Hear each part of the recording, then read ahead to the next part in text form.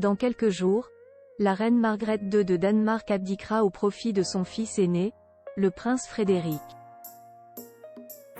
Dernièrement, la monarque a effectué un geste fort à l'égard de plusieurs de ses proches collaborateurs.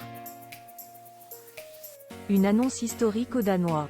Le 31 décembre, la reine Margrethe II a prononcé sa traditionnelle allocution de fin d'année. À quelques heures du passage en 2024, la souveraine a révélé qu'elle abdiquerait prochainement. Le 14 janvier, 52 ans après avoir succédé à mon père bien-aimé, je quitterai mes fonctions de reine de Danemark, a expliqué la monarque de 83 ans lors de ses vœux télévisés. Avant de préciser qu'elle laisserait le trône à son fils aîné, le prince héritier Frédéric. Depuis le décès de sa cousine éloignée Élisabeth II, elle était la dernière reine à régner en Europe. C'est en fin de semaine prochaine que la reine de Danemark tirera donc sa révérence. Quelques jours avant de céder son titre, la veuve du prince consort Henri de Laborde de Montpezat a effectué un geste fort, nous apprend Histoire royale, mercredi 3 janvier. En effet, elle a pris la décision d'accorder une reconnaissance exceptionnelle à ses fidèles dames de compagnie, ou hofdames en danois, en leur octroyant des titres honorifiques.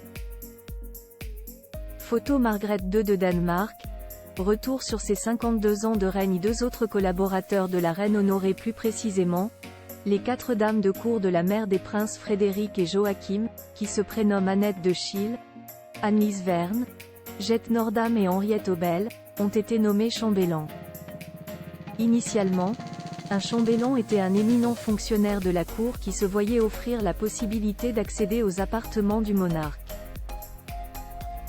Désormais, le titre est exclusivement symbolique. En 1997, alors que la reine Margrethe II célébrait son 25e anniversaire de règne, cette distinction a été octroyée à une femme pour la première fois, souligne le site consacré aux informations en lien avec la royauté. 2 autres collaborateurs ont bénéficié d'une preuve de la reconnaissance de la reine à leur égard. Lors du Nouvel An, Margrethe II a octroyé la croix de chevalier premier degré de l'ordre de Dannebrog à un historiographe de l'ordre du nom de Jess Fabricius Müller. Le capitaine Ole Ben Pedersen, l'administrateur des palais royaux, s'est vu accorder la même distinction. Dana Press.